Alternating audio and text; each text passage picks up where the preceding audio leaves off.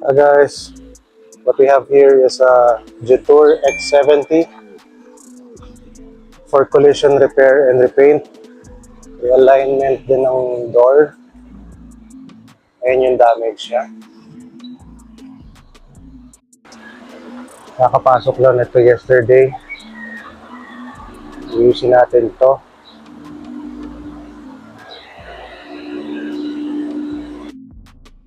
The passenger door, medyo disaligned siya. As you can see, medyo may struggle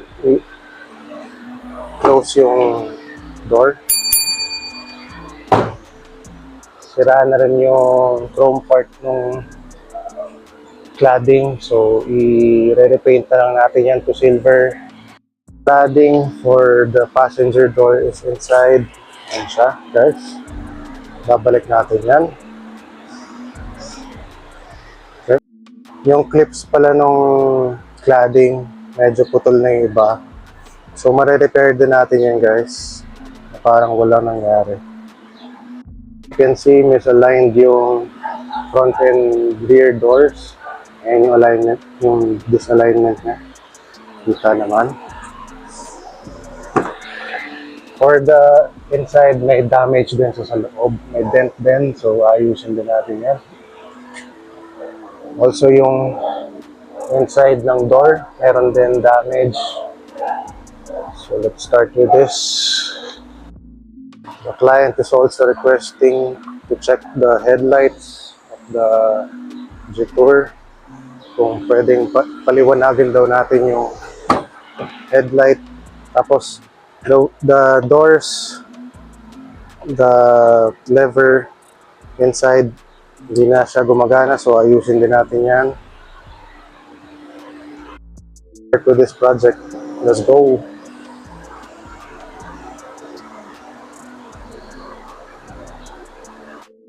For reference guys, ganito siya pag maayos. This is the driver side. Gagawin din natin silver itong part na to para pumantay din sa kabilang side.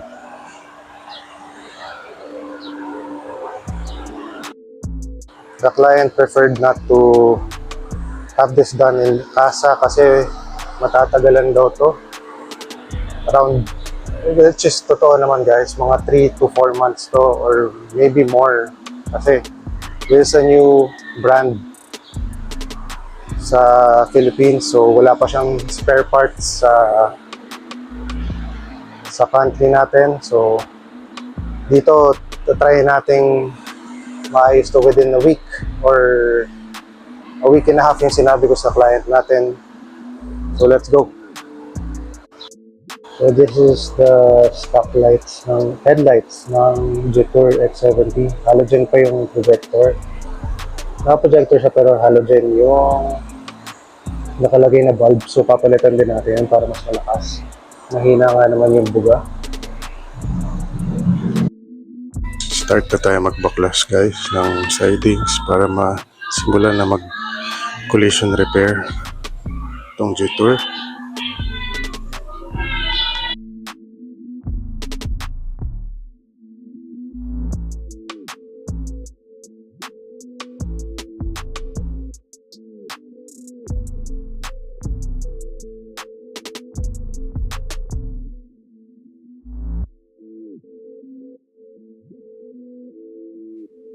Disclaimer lang guys, manipis lang yung masilya na ginamit namin dito. Hindi kami gumagamit ng makapal na masilya.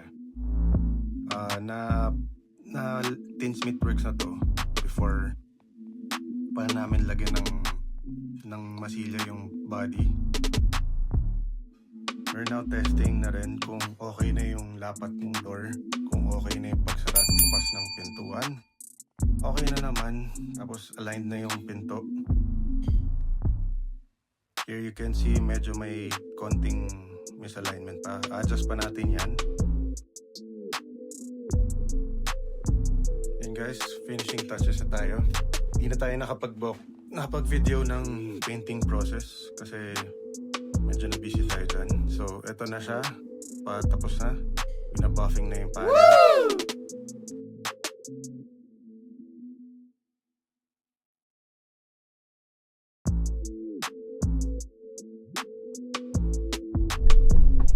Testingin natin guys kung nag-open na yung door sa from the inside.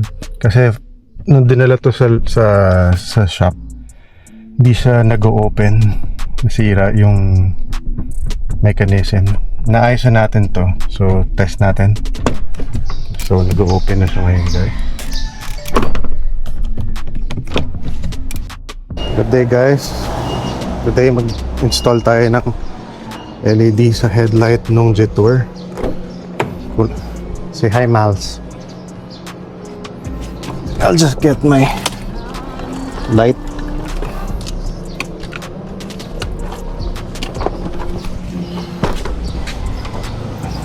Natin yung magiging transformation ng ilaw. Ang Jetour kasi mahina daw yung ilaw ng Jetour X70 Plus.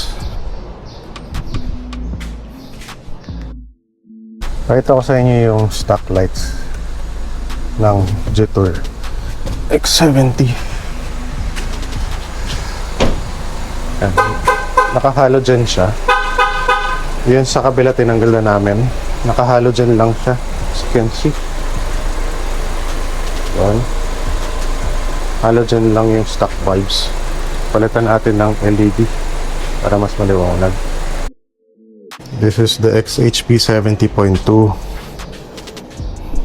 yung pinakamabenta naming LED headlights in the past.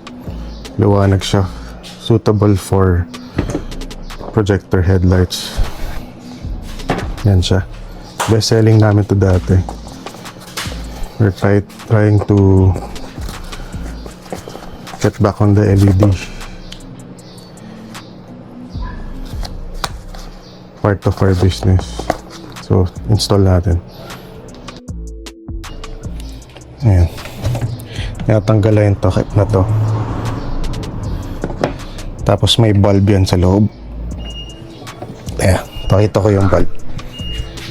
Ayan yung bulb.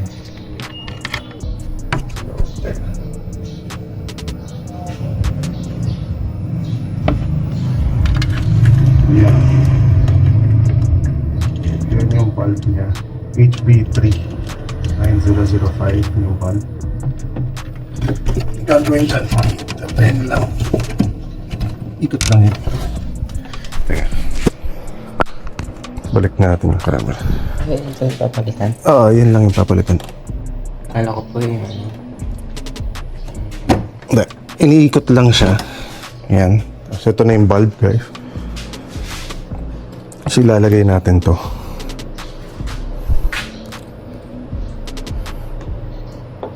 Install natin to. Testingin natin guys. On natin yung headlight. That's the big difference. Friends, pakitanggal nga yung ilaw. Patayin mo muna. Yan yung difference guys. At nasa left yung halogen. Nasa kanan yung in-install natin LED. Yan yung XHP 70.2. Malaki yung difference sa liwanag. Testingin natin high beam and low beam. That's the low beam, high beam. Low beam, high beam. So na-install na natin yung LED lights guys. Ito na yung dalawang halogen bulbs. Ito nilata natin. I-test na natin ngayon kung gaano kalakas. In broad daylight pa to guys. Liwanag siya. Low beam yan. Ito yung high beam. Low beam, high beam. Low beam, high beam. Ano siya ngayon?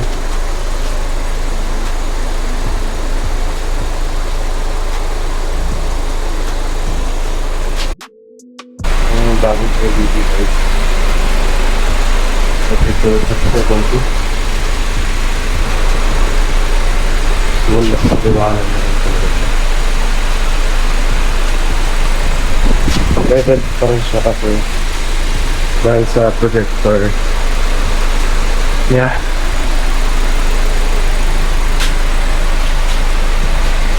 Message lang kayo for more inquiry. output product. Thank you guys. Ping na rin yung both windows. Dati kasi nung nabangga to, hindi daw gumagana yung windows. So naayos rin ng team namin ang windows.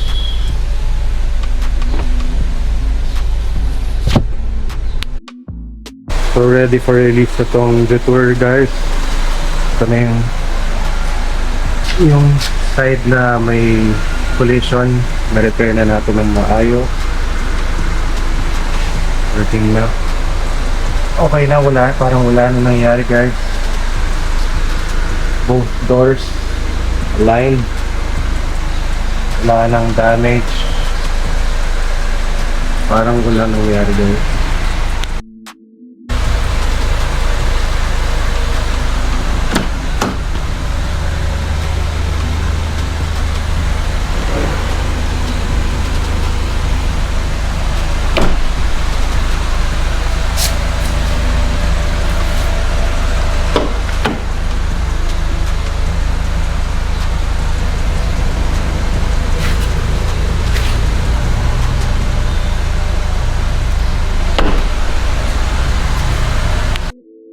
Release na to guys.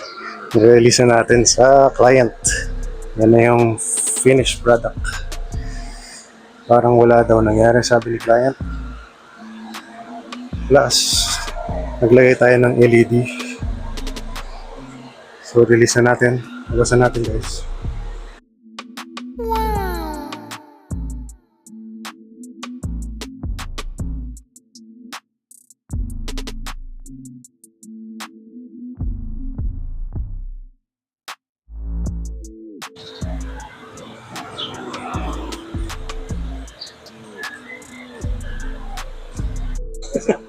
Yes, actually sobrang solid ng gawa dito na actually bago kami pumunta dito magpagawa ng kotse, nagpunta pa kami ng ibang repair shop, tinanggihan kami talaga, hindi daw kaya. Pero dito, yan, diretso sabi kaya, wala pang 2 weeks, parang walang nangyari, solid, recommended. Thank you.